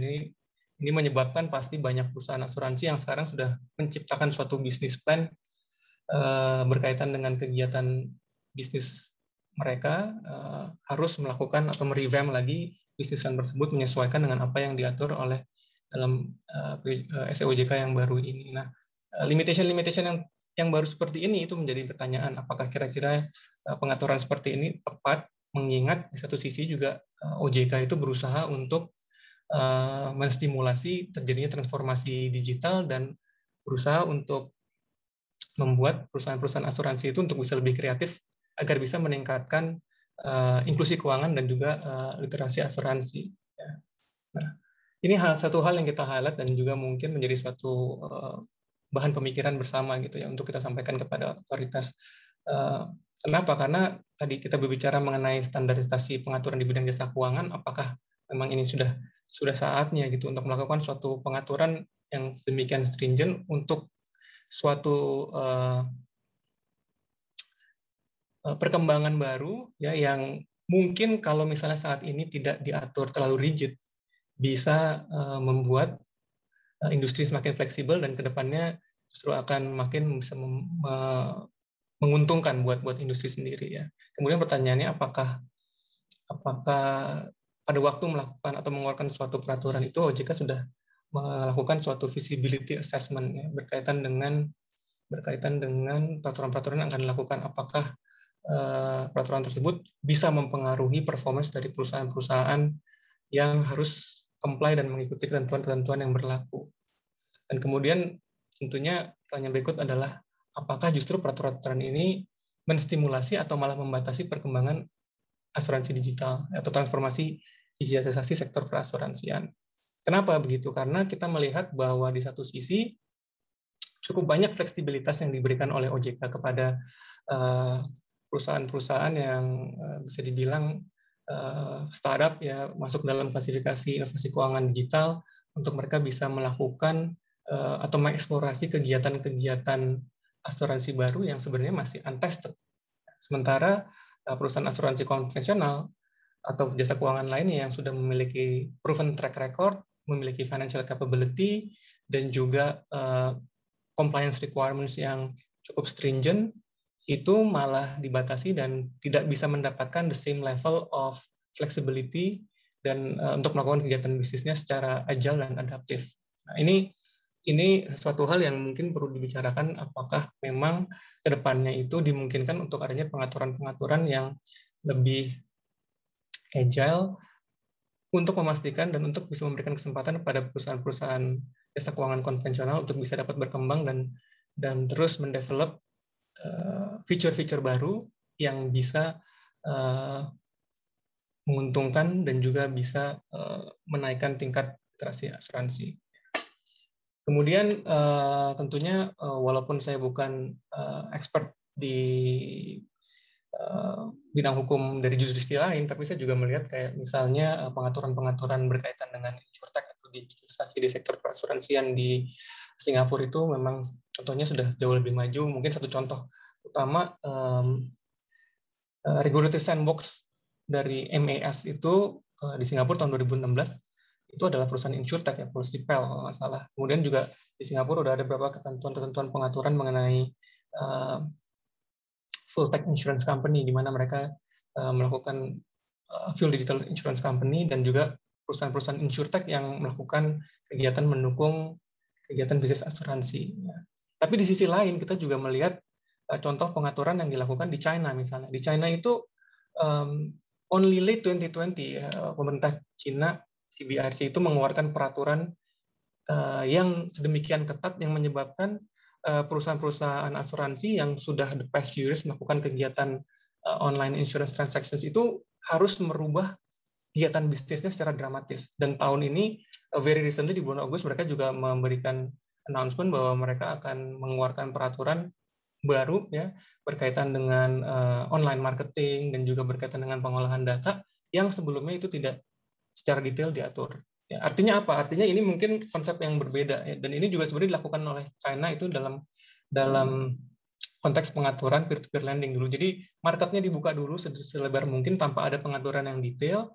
Marketnya sudah mature, ya industri sudah sedemikian terdevelop, tapi ternyata industrinya itu tidak berkembang sesuai dengan ekspektasi. Baru kemudian regulator mengeluarkan aturan-aturan yang memberatkan, sehingga nantinya kelihatannya begitu aturan itu berlaku, only the fittest to survive. Jadi tidak semua perusahaan asuransi itu bisa bertahan dengan ketentuan yang lebih stringent yang sekarang diterapkan oleh regulator di China.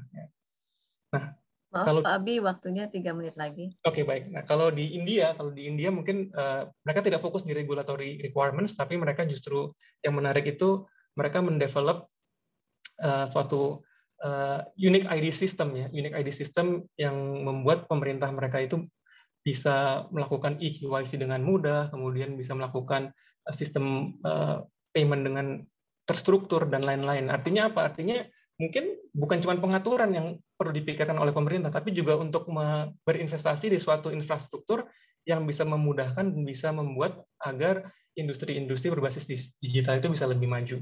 Ya. Baik, mungkin slide berikut udah slide terakhir kesimpulan ya. Jadi di sini saya akan menutup dengan positive notes bahwa intinya transformasi digital di setiap industri itu pasti akan terjadi sooner than later ya. Dan ada tantangan untuk menciptakan sebuah rezim pengaturan yang berdampak positif. Kita melihat bahwa saat ini pengaturan di Indonesia itu masih sangat administratif centric ya. dan akan sangat susah untuk approach tersebut digunakan pada waktu yang akan diatur itu adalah berkaitan dengan perkembangan teknologi, karena akan terus berevolusi secara cepat dan perlu suatu peraturan yang lebih adaptif dan lebih agile untuk bisa mengakomodir perkembangan teknologi tersebut. Dan tentunya tidak bisa luput bahwa diskusi dengan para stakeholders, ya pelaku bisnis, asosiasi juga dari institusi pemerintah itu perlu untuk dilakukan.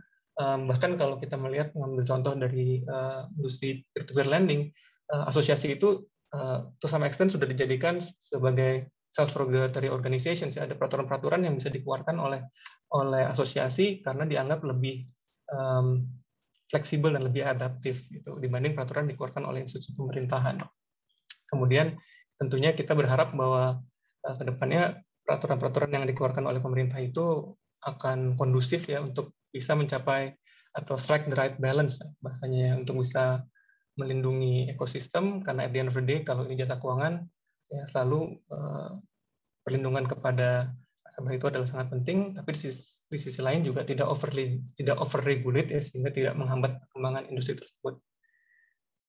Baik Bu April, I think saya kembalikan lagi kepada Ibu. Terima kasih atas kesempatannya. Terima kasih Pak Abi atas pemaparannya yang sangat menarik. Jadi Bapak memaparkan mengenai peraturan terkait ekonomi digital. Terus kita juga mengharapkan bahwa peraturan yang dikeluarkan pemerintah itu tidak harus strike the balance dan tidak over-regulated.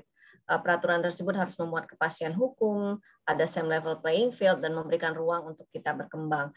Saya juga mencatat bahwa setidaknya ada 3 tantangan ya Pak dalam perkembangan bisnis digital, yaitu adanya standarisasi pengaturan bidang jasa keuangan yang kita lihat selama ini, feasibility assessment, dan apakah peraturan tersebut membatasi atau menstimulasi perkembangan asuransi digital. Baiklah Pak Abi, mungkin saya buka kesempatan bagi teman-teman semua untuk bertanya. Ya, wah ini ada Pak Aditya lagi nih, Pak Abi. Jadi Pak Aditya dari Jiwasraya bertanya, untuk perkara apa saja bukti digital bisa dipakai sebagai bahan bukti? Apa syarat yang harus dipenuhi agar proses digital dan dokumen digital memenuhi ketentuan hukum yang berlaku? Silakan Pak Abi. Ya, saat ini memang kita juga tadi sempat dibahas ya oleh sebelumnya oleh Pak Nyoman ya, berkaitan dengan tanda tangan elektronik, yang pasti pada saat ini yang namanya dokumen digital itu masih sebagai alat bukti itu masih belum dijadikan bukti konkret, tapi bisa dijadikan sebagai alat pendukung untuk dijadikan bahan pertimbangan oleh majelis hakim. Kurang lebih seperti itu jawabannya singkatnya. Oke, baik Pak Abi. Mungkin sambil menunggu teman-teman untuk bertanya, saya juga ada pertanyaan nih untuk Pak Abi nih. Tadi kan udah kita dengarkan bersama mengenai peraturan, bagaimana peraturan bisa mendukung perkembangan model bisnis digitalisasi. Mungkin salah satu yang menarik nih Pak Abi adalah SEOJK 19 ya. SEOJK 19. Nah, mau bertanya ke Pak Abi, apakah dengan adanya SEOJK 19 ini sebenarnya itu justru membatasi asuransi dalam melakukan model bisnis melalui pemasaran produk asuransinya melalui penyelenggara teknologi digital. Padahal kita tahu bahwa untuk bisa mencapai semakin tingginya inklusi keuangan, kita tuh perlu teknologi digital sebenarnya. Gitu. Nah, bagaimana pendapat Pak Abi mengenai SEOJK 19 ini? Ya, memang ini terlihat pengaturan SE 19 ini membatasi ruang gerak ya. Jadi kalau dulu tentunya ada euforia ya, di mana dengan bertambahnya platform-platform pelaku digital, kemudian juga beberapa perusahaan teknologi yang mendevelop spesialisasi untuk mendorong perkembangan ekosistem asuransi itu bisa menjadi partner dalam melakukan kegiatan bisnis. Ya, tentunya dengan keluarnya surat edaran OJK tersebut membuat ada certain layer of assessment yang perlu dilakukan oleh perusahaan asuransi untuk bisa terus melakukan kegiatan tersebut. Ya, perusahaan asuransi diminta untuk melakukan kerjasama secara prudent. Ya, sebenarnya bukan hal yang tidak lumrah ya, karena kita juga sekali lagi karena industri ini adalah highly regulated, sudah cukup terbiasa dengan ketentuan-ketentuan OJK yang sifatnya cukup stringent ya, untuk memastikan bahwa kegiatan-kegiatan yang dilakukan oleh perusahaan-perusahaan industri jasa keuangan itu telah dilakukan sesuai dengan ketentuan yang berlaku. Tetapi memang khusus dalam ranah transformasi digital ini ya, saat ini kan banyak player juga masih dalam exploration stage. Ya, ini kan sesuatu hal yang baru ya, yang dilakukan oleh perusahaan-perusahaan asuransi konvensional, tentunya untuk bisa memastikan bahwa kerjasama yang mereka lakukan itu adalah yang terbaik atau sudah sesuai dengan apa yang objektif mereka rencanakan di awal, itu perlu waktu ya. Untuk ada pengaturan yang sedemikian stringent at this point of time itu tentunya akan memberatkan ya. Dan saya juga mendengar ada cukup banyak perusahaan asuransi yang mungkin selama beberapa tahun belakangan ini sudah mulai aktif di space digital, terpaksa harus merubah model bisnisnya ya untuk menyesuaikan dengan apa yang diatur oleh OJK. At the same time juga mungkin masih ada audiensi-audiensi dengan OJK yang diharapkan bisa membuka atau memberikan ruang baru dengan adanya amandemen atau ada peraturan baru yang bisa membuat perusahaan-perusahaan asuransi itu lebih fleksibel lagi dalam melakukan kegiatan. Baik, Pak. Baik, terima kasih. Sambil saya cek apakah ada pertanyaan dari teman-teman. Kalau belum ada, saya punya pertanyaan lagi sih. Pak Abi, mungkin tadi belum secara mendalam ya Pak Abi memaparkan mengenai rancangan undang-undang perlindungan data pribadi ya. Ya, saya juga baca-baca sepertinya kiblat kita ini menuju ke GDPR nih Pak ya, untuk perlindungan data pribadinya ya. Tapi tentunya dalam implementasinya itu menurut saya cukup menantang gitu ya. Menurut Pak Abi, apakah ya terutama mungkin sektor asuransi ya, apakah peraturan itu tadi kan Pak Abi bilang apakah menstimulasi atau menghambat, bagaimana ya supaya undang-undang perlindungan data pribadi itu bisa membantu perkembangan model bisnis asuransi yang lebih digital seperti itu Pak Abi. Ya. Mungkin sebelumnya saya jawab tadi, memang menarik ya di mana Indonesia itu mengadopsi atau berkiblat kepada GDPR. Ya. GDPR itu kita tahu adalah salah satu, kalau boleh bilang, sebagai instrumen peraturan data protection yang paling strict di dunia. Ya, paling strict di dunia. Dan kita mengarah ke sana. Sementara pada saat ini ketentuan mengenai data protection itu masih scattered around di banyak peraturan.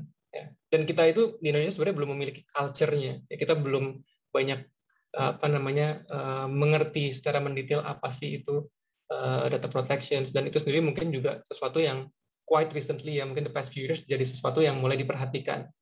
Sementara di EU, di European Union, sebelum mereka memiliki GDPR, mereka sudah memiliki peraturan sebelumnya yang kurang lebih juga mengatur hal yang sama. Jadi nggak meng-create suatu culture shock buat businesses. Artinya apa? Artinya di Indonesia ini, kalau seandainya peraturan sekelas GDPR diberlakukan, tentunya itu akan memberikan kayak semacam culture shock ya kepada para pelaku bisnis ya, untuk bisa memastikan bahwa mereka akan comply dengan ketentuan-ketentuan yang baru tersebut gitu ya. Walaupun ada beberapa kemudahan lah. Saya bilang mungkin salah satu spirit yang menarik itu untuk dibahas, misalnya kayak berkaitan dengan konsen. Kalau selama ini kita bicara konsen itu adalah harus selalu diperoleh, nanti di Undang-Undang PDP itu dibahas juga mengenai possibility adanya consent based on legitimate interest atau by contractual dan lain-lain, sehingga to some extent ini akan mendukung kegiatan bisnis digital dari perusahaan-perusahaan yang melakukan transformasi bisnis digital gitu ya. Itu penting. Juga ada pembatasan yang jelas mengenai apa yang disebut sebagai prosesor dan controller yang saat ini masih cukup kurang rancu di peraturan-peraturan yang sekarang. Tapi tetap concern utama saya tadi lebih adalah are we ready gitu kalau kita memiliki peraturan yang sedemikian stringent, dan apakah itu akan mempengaruhi bisnis secara menyeluruh ya. Mengingat juga gini, kalau misalnya di EU itu selain daripada GDPR, mereka punya guidelines. Mereka punya guidelines. Jadi peraturannya itu mungkin ambigu, tapi guidelines-nya itu jelas. Sehingga pada waktu ada possible multi-interpretation dari suatu pasal, Ya, itu tinggal melihat ke guidelines, di guidelines itu udah memberikan ilustrasi-ilustrasi yang memberikan kejelasan. Kalau di Indonesia nanti kalau ada undang-undang PDP tapi belum memiliki guidelines, ya, nah ini juga yang ditakutkan bisa menimbulkan multiple interpretations dan bisa ada abuse of enforcement gitu yang menyebabkan sulitnya perusahaan-perusahaan atau kegiatan bisnis untuk bisa bermanuver. Ya, terima kasih Pak Abi. Ya, saya juga melihat tantangannya ya, karena kita berkiblat ke GDPR tadi. Pak Abi raise a very good point menurut saya mengenai culture ya. Apakah kita sudah siap sampai ke arah sana atau enggak gitu. Baik, mungkin ada pertanyaan terakhir kalau masih boleh Pak Abi, dari Bapak Yudi dari FWD. Beliau menanyakan, sebelum dijelaskan bahwa terdapat aturan yang diterbitkan oleh departemen yang berbeda yang kontradiktif terkait pelaksanaan kegiatan digital itu sendiri, seperti contohnya aturan yang diterbitkan oleh Kementerian Perdagangan terkait e-commerce. Bagaimana kita menyikapi hal ini dan apa sebaik yang harus dilakukan perusahaan penyelenggara elektronik itu sendiri? Silakan Pak Abi. Baik, tentunya tadi saya sudah menyinggung ya bahwa salah satu yang cukup kontroversial itu adalah PP 80 yang merupakan turunan dari Undang-Undang Perdagangan. Memang cukup banyak pertanyaan gitu untuk menanyakan apakah PP 80 ini juga berlaku kepada perusahaan-perusahaan yang bergerak di bidang jasa keuangan. Dan saat ini memang tidak ada posisi yang jelas, dan bahkan juga saya menerima feedback ada beberapa inconsistent perspektif ya bahkan dari regulator sekalipun. Tapi kalau kita melihat di Undang-Undang Perdagangannya sendiri yang merupakan payung dari PP 80, di situ tertulis dengan jelas bahwa sektor jasa keuangan itu merupakan salah satu yang diatur berkaitan dengan Undang-Undang Perdagangan, sehingga harusnya turunan peraturannya pun juga berlaku. Tapi memang kalau kita berbicara mengenai tupoksi ya, jadi dari otoritas yang memiliki kewenangan juga untuk mengatur, Undang-Undang Otoritas Jasa Keuangan juga memberikan kewenangan buat OJK untuk bisa secara spesifik memberikan peraturan dan mengimpos ketentuan-ketentuan mengadopsi dari peraturan yang dikeluarkan oleh institusi lainnya. Mungkin sebagai contoh tadi kalau kita baca di PSI 19 ada ketentuan bahwa penyelenggara asuransi yang melakukan kegiatan elektronik itu harus memiliki sertifikat PSE. Ini kan sebenarnya ketentuan yang diatur dalam PP 71 ya. Jadi sesuatu yang diatur oleh institusi lain tapi diadopsi oleh OJK. Nah, kita melihat nanti kira-kira apakah ada pengaturan khusus dari OJK berkaitan dengan turunan dari peraturan PP 80. Baik.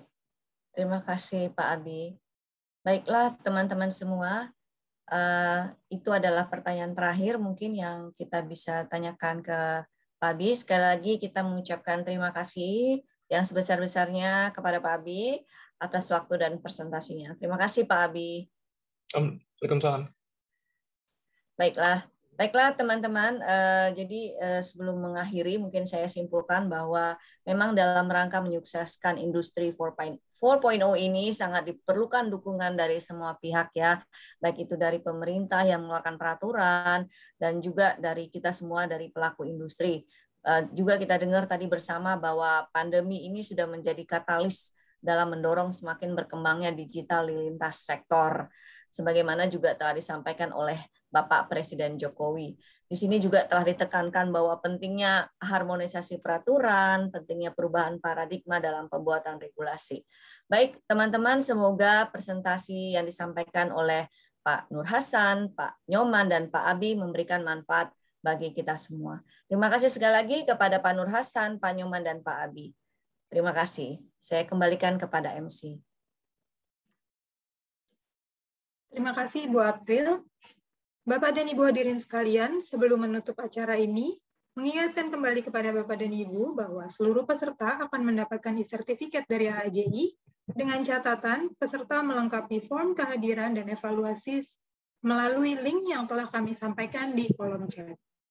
Kembali kami mengucapkan terima kasih kepada Bapak Rudi Kamdani, Ibu Apriliani Siregar, Bapak-Bapak narasumber, Bapak Nur Hasan, Bapak Inyoman Nadiarna, dan Bapak Abi Tisna Disastra, beserta seluruh partisipan yang telah hadir dalam acara Legal and Compliance Forum pada hari ini.